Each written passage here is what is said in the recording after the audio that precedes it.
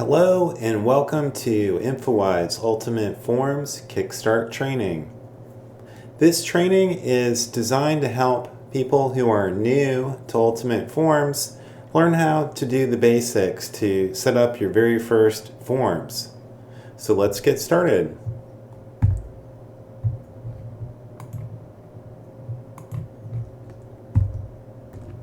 In the content for this training, we're going to be covering basic skills. We're going to be looking at how to build a form using Form Designer, set up some basic automation for email notifications, and also how to make our form dynamic so that it changes according to certain rules. So now we're going to begin with a hands-on build of a support request form.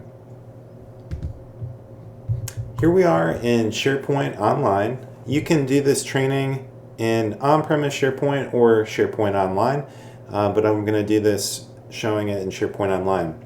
The first thing you need is a new site to do your training. So you can do this as a site, a subsite of an existing SharePoint site, as I'm going to do now. So I'm going to do new subsite, and I'm going to use the standard SharePoint team site. So I'm going to call this support request. You can call your site whatever you like.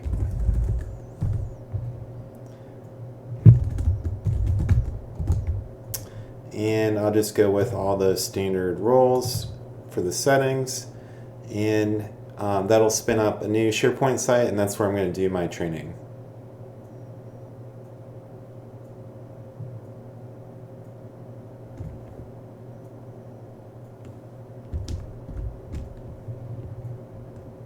Okay, so here's my brand new SharePoint site. And the first thing I want to do is go to Site Contents.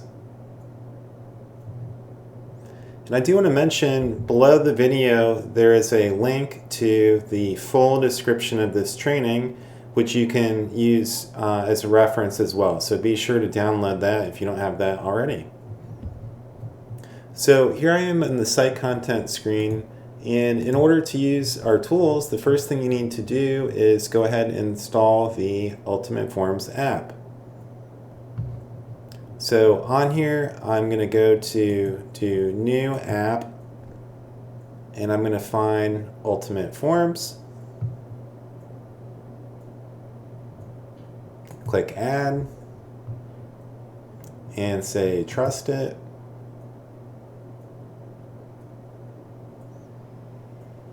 Okay, and then I can click on the Site Contents page link in the upper left. Initially it'll be grayed out, but if you wait for a little while and then refresh, you'll see that fill in with a solid color, and then you know that you're ready to go. I should comment, if you don't have the app installed in your SharePoint environment, you should talk to your SharePoint admin. And we do have instructions on our site to help you get the app initially set up.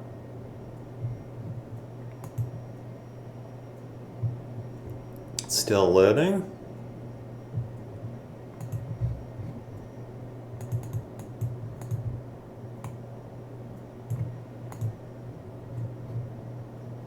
There it is. We got a solid color, and that means we're ready to go.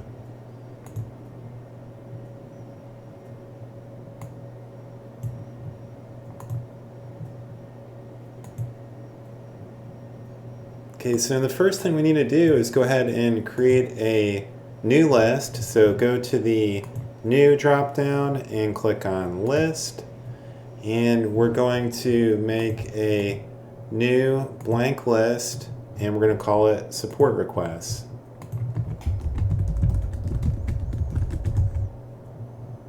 And then just click Create. Okay, there's our brand new SharePoint list. And now we're going to go and click on this link, which is part of Ultimate Forms, and there is a design button. We're going to click on that, and that will take us to the main Ultimate Form settings menu. On this screen, you should click on Form Designer, And we're going to click No at the prompt.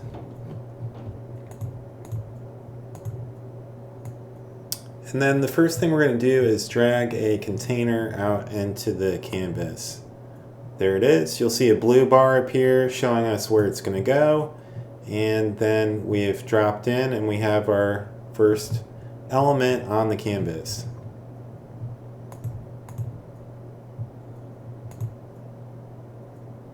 Okay, the next thing we want to do is drag the button bar down below that first element.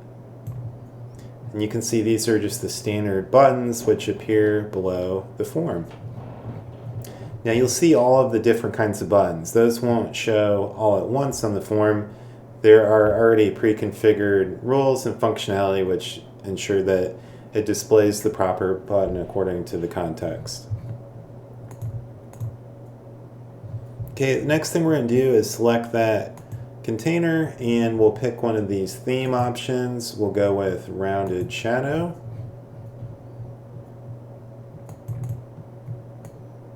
And after that, we're going to go ahead and give that container a little bit of color. So the way I can do that is to click on Styles on the right hand side, and I'm going to pick a background color.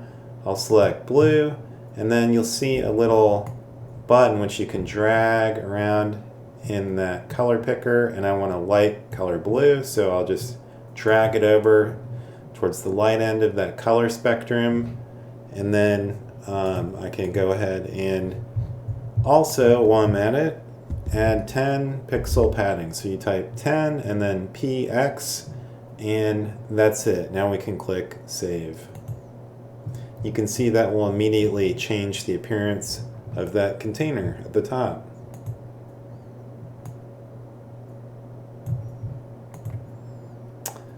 Now, after that, what we want to do is get another container. We're going to drag another container control inside of the container that we already have. Okay, and now we want to do new style again. So we'll do add new style, and then we're going to give that a border. So let's go for a black border and hit OK, just like that.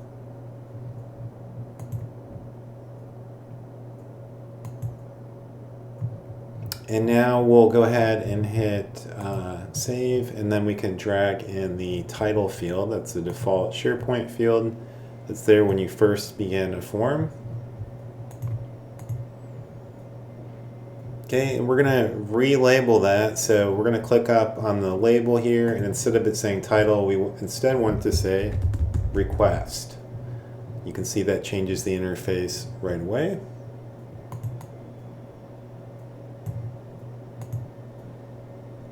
After that, we're going to do a new control, which is the fragment control. We're going to drop that above that container with a black border.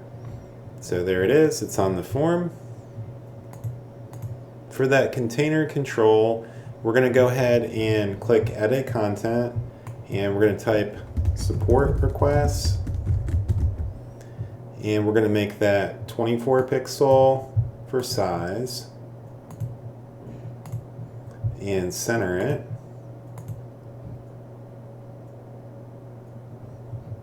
And hit close.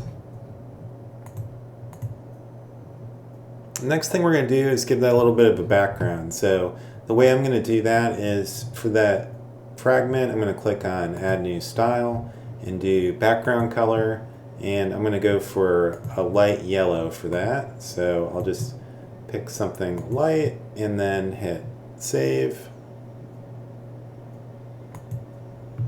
And now I've got a title bar on the top of my form that says support request.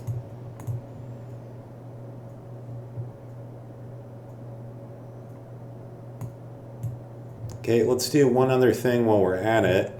Let's modify that style. Let's go ahead and give it a black border. So I'm going to go to border, and it'll be solid 1 pixel, and now we've got a nice black border around our title bar. Okay, I'm now going to go ahead and publish my changes. This step's important, and it's something you should do often.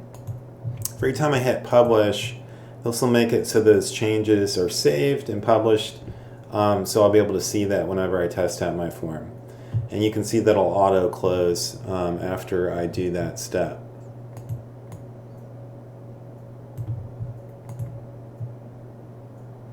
Okay, now we're going to do another fragment, so let's go ahead and drag that above the request field. So I just select fragment, drag it, and then you can see the blue horizontal line showing where it's going to go before I let go of the mouse. Okay, now we're going to do a little bit of instruction. So I'm going to enter some more content here, and I'm going to give some instructions to the user.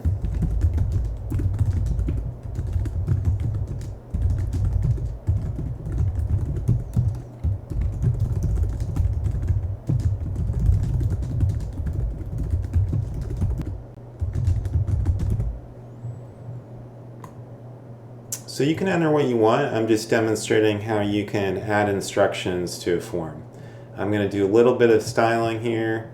I will give it a highlight color, and I'm going to make it a little bit bigger and close. And now I've got some instructions which I've added to the form.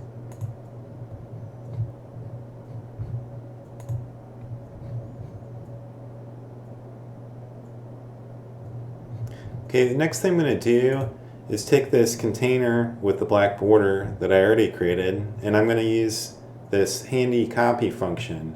There's a little icon in the upper right. I can click on that and it'll duplicate that container. Note that it duplicated just the container, not the controls that are inside of the container. Okay. And now for this newly copied container, I'm going to change its appearance by switching the columns to 3. I want this to have a 3-column layout, just that container. Okay, and I need to begin creating some columns now. So I'm going to begin by clicking New Column, and what I want is a new person field. And so I'm going to call this field Requester. I'm going to require that field and save. And on the left side now you're going to see this new field I created called Requester. And naturally I want to put that on my form. So I'm going to drag that out into my new container. And there it is. We got that all set. Okay, now we need the next field, which is going to be called Category. This is going to be a choice field, and I'm going to type Category, and my choices are going to be Feature Request, Hardware. Just type the plus after you enter each choice. Question, software, or other. And actually, we're going to do color choice instead. That way we can do different icon selections. So let's do that again. So I'm going to do category and required, show as icon, and then let me retype those options. Feature request,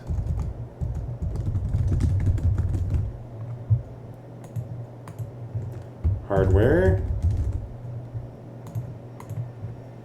question, software, or other. Okay, now is where I can pick the icon. So you can browse through. There's 5 tabs of icons. You can pick whichever icons that you like. I like the letter ones a lot of times, so I'm going to do an F for feature request. I'll pick an H for hardware request. Question, I'm going to just use this question mark icon that's in there. And then for software, I'll do letter S. There it is. And other, I'll do letter O. Okay, so now I just have some icons which will display right next to that. Okay, we do have it set as required. That's how we want it. So now I can save. Okay, and there is going to be a category field in the upper left. I'll go ahead and drag that down to the form. There's category. Okay, the next one we want is a field called priority. So that'll be another choice field. This one's not going to be the special color choice field. We'll just do regular choice, and we'll call it priority. Choices are going to be 1 high,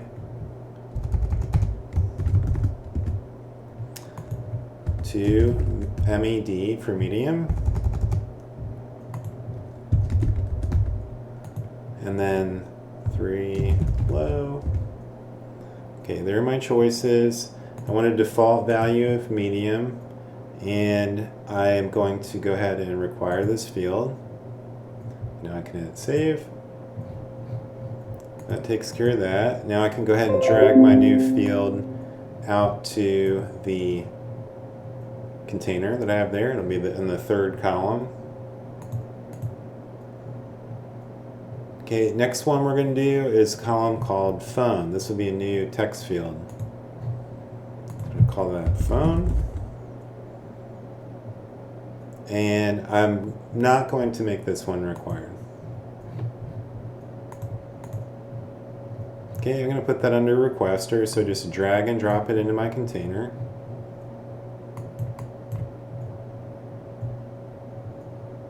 And then the next one's going to be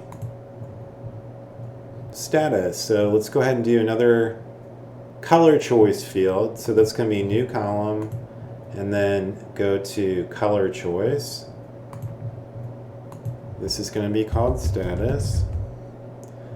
And we want it required.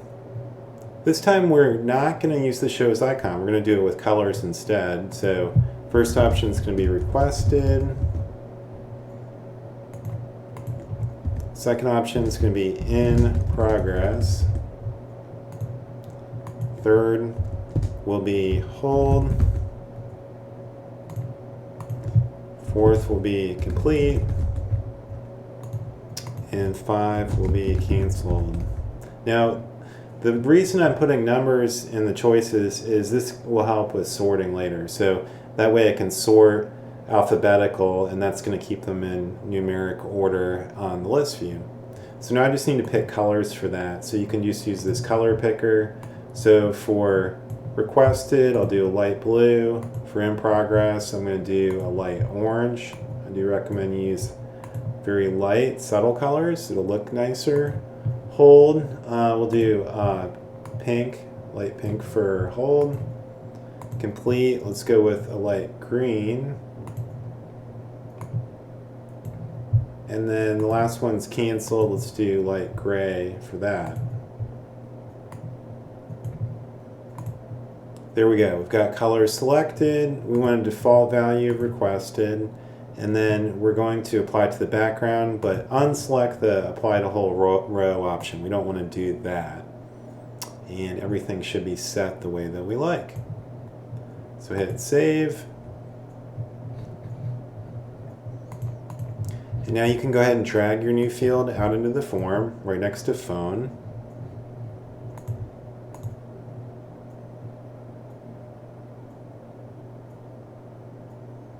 Okay, now the next thing we want to do is make sure we have padding. So I'm going to go back to my first container. Let's go ahead and check that. And make sure we do 10 pixel padding. This will make sure that the controls aren't, smashed up right against the edge. Okay, let's do the same thing on our second container. Go in there and we'll do 10 px for padding. We're just kind of spacing things out a little bit. It'll make things look nicer. Okay, let's go ahead and publish again. I do recommend you do that frequently. It'll save our progress. And now let's go ahead and do a quick test. Let's just make sure we're on track. The way we're going to do that is click on support requests. This will take us to the list view. Notice we have a second browser tab open. Let's just go ahead and put in a dummy request.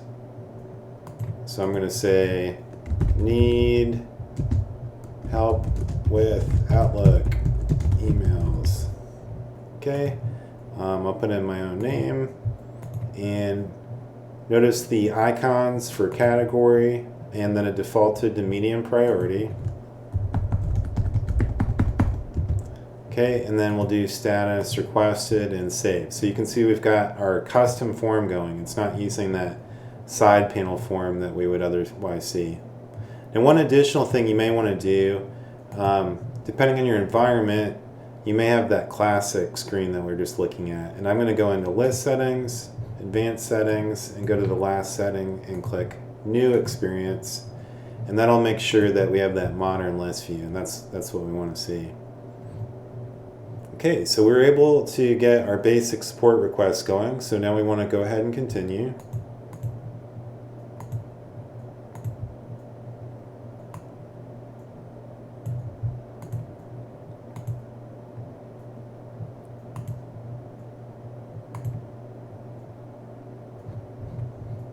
So in Form Designer, we're going to go ahead and copy the container. This just saves us some work.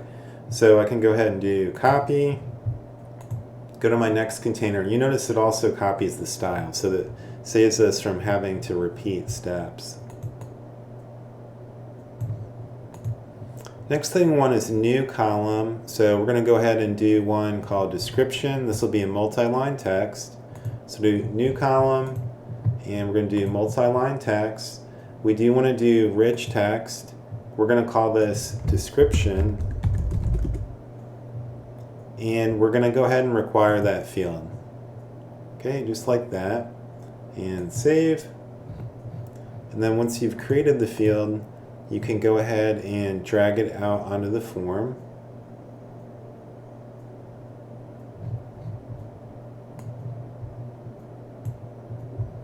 And we don't want it to be squashed like that, so let's make it where we're doing just one column for this container for description. Now that looks the way that we want.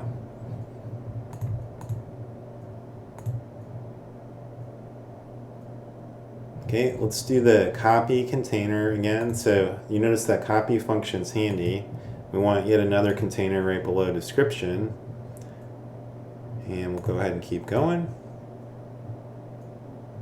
On this next container, let's go ahead and set it for 2 columns.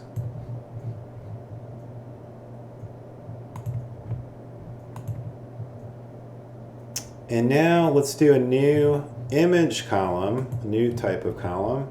So I'm going to go in here and we're going to find the image option. There it is. And we're going to call it screenshot.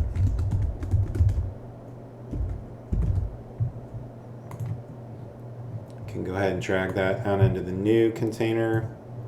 Now we've got an area for user to upload a screenshot of their issue. And then let's take the attachments field, which already exists, and put it right next to screenshot. That way that if they have any additional attachments, they could put those on the request as well. And that's nice because in both cases it's a drag and drop style interface, so it's easy for the user to use. Let's go ahead and publish again. It's always a good idea to do that often.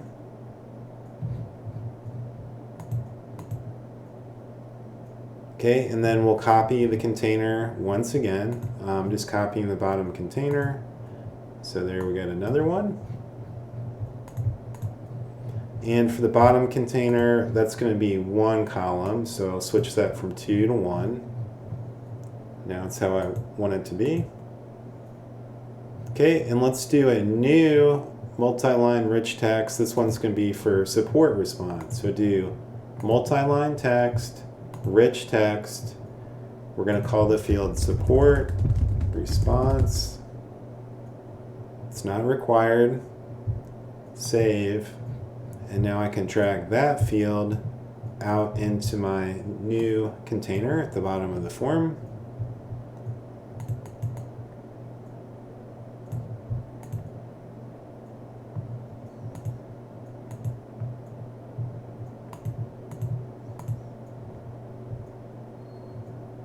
Okay, let's go ahead and publish.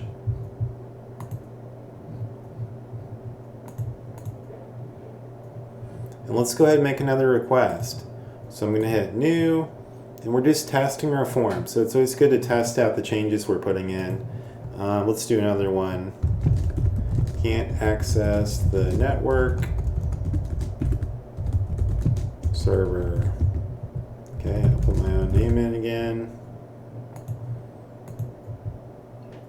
I'll put question, medium priority. Requested.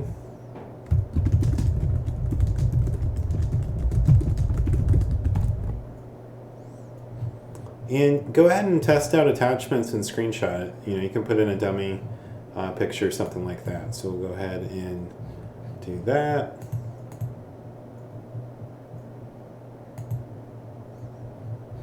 And save. So now I've got a couple test requests in there.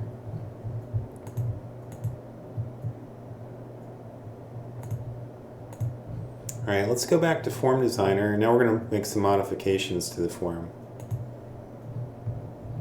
Okay, for this, so we're going to select the support response container. Notice I can select either the field, which is selected now, or I can select the container, which holds that field. We want to select the container, and we're going to do a permissions rule.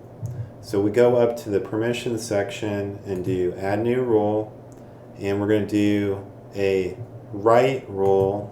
And let's type in a description, show on edit and display. In other words, we don't want to show support response when they first are creating their issue. So I unchecked new, and now I can hit save. So now when a new request comes in, they're not going to see this support response section. Only in the follow-up. The next thing we want to do, we're going to make it go ahead and automatically fill in the name of the requester when they are starting a new request, instead of them having to put in their own name. The way I can do that is to select the requester field, go to the rules, and I can set a new rule, and I'm going to say default to current user.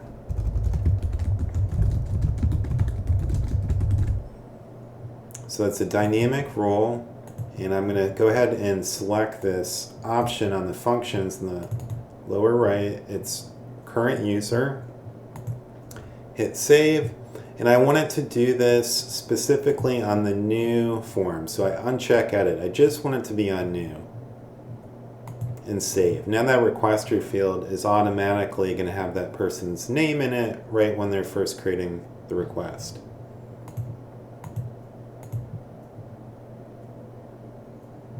Okay, next thing I want to do, I want to show the user the preferred format for the phone number. And a way I can do that is to use this placeholder function. So I'm going to do pound pound pound dash pound pound pound dash pound pound pound pound.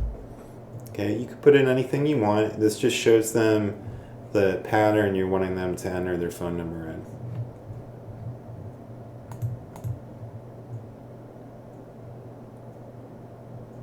Okay, the next thing I want to do, you might have noticed when the request is getting created, the status is not defaulting the way we might expect. We can address that issue by putting a rule in for default for that. So I'm going to say default to 1 requested. It would be a dynamic rule, and I just type in 1 requested.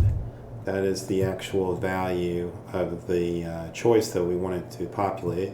We need that to happen just on the new form, so make sure you uncheck edit. Now I can hit save. Now there's a rule to autofill that status field for us.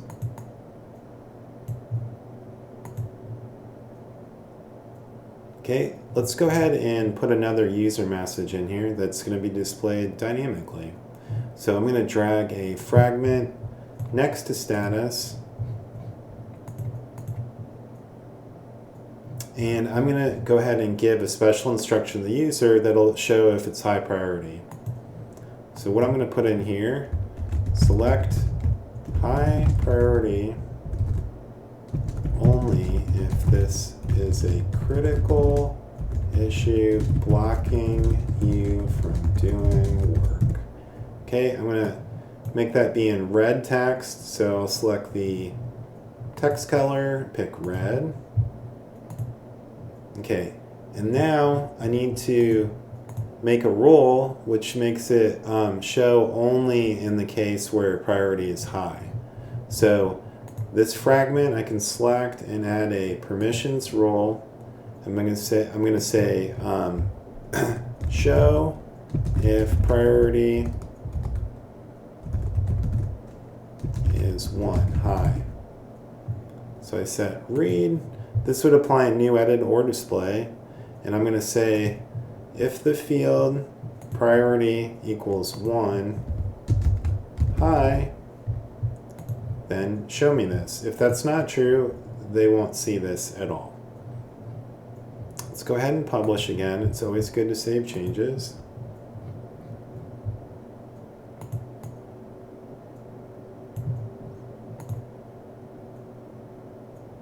Okay, let's do another field, and this is going to be for triggering email updates. So let's go ahead and do new column. It's going to be a yes/no field, and we're going to call it send email update. It's going to default to no, and I'll save.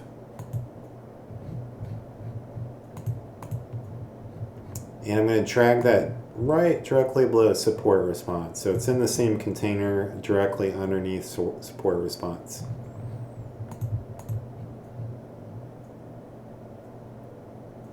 Okay, and we want to set a default rule for that as well. So let's go to rules for send email update, and we're going to say default to no. We want that to happen every time the form opens. So we're going to put dynamic rule, set it to the value no, and I want that to happen on new and edit, and I'll hit save.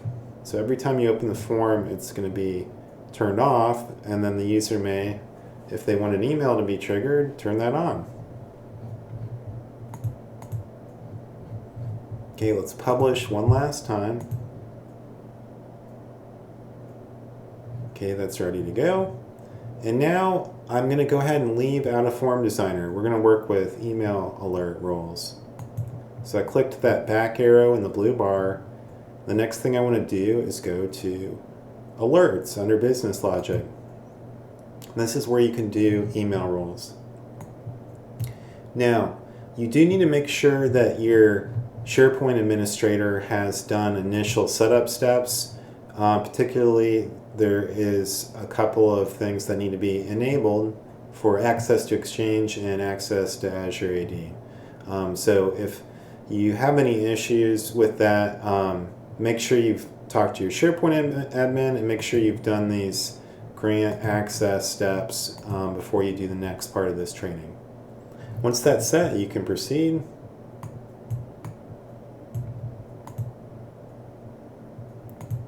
Okay, so we just click on Add New Alert. So by default it says Support Requests, and I'm just going to put dash and then New. And this will be my email that's going to go out whenever there's a new request. Now you can go to the next tab, which is Recipients. I'm just going to leave the default values, which will go, that makes it go to the person who's creating the role, which is me. You can do the same. And then I'm going to have this go out only when a new request comes in. So whenever an item is added to this list, that's when this email will go out. You can leave the default option for when to send. And then for mail templates, this is where the content of the email goes. It shows you some example default information. I'm going to stick with that for our training, but you can change these values by clicking on the Add Column link, and you can insert field information, and that's how you can get dynamic information in there. You can also do things like format the font size to whatever you like. You can do highlighting. You can make this appear however you want. Go ahead and save. So now we've got a rule for whenever a new request comes in. We want to create an additional rule which will be for support response. So that last field we created is for a send email update. Now we want to use a option to send emails for that case as well. So do add new alert, and then we'll do support requests, update. I'm going to stick with defaults again because we're just doing training here. And then in this case, this is going to only be when an item is updated. So just unmodify, and now I need to use a condition. So this is why we have that field we created called send email update. And I want emails to go out whenever this is set yes. So anytime somebody toggles that on and saves the request, it's going to trigger this particular email notification. We want that to go out right away, and then I would do a different kind of a message for my update. So you can put in whichever content you want, but this is going to be the one for updates. Alright, so now I've got my 2 email rules, and I can go ahead and test this out. So whenever you're putting in new functionality, what you should do is go and do testing on the form and make sure it does what you would expect. So you should go ahead and create a new request to test the email alert for new requests, and then the other one you can test is this. We got your request, checking into the issue now. Thank you.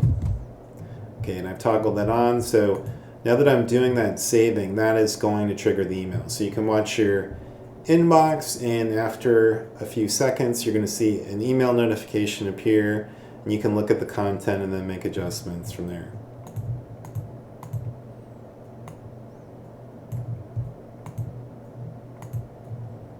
And that covers it. Congratulations. If you've gotten through all these steps, you just built your first Ultimate Forms solution. Now you're ready to make your own forms.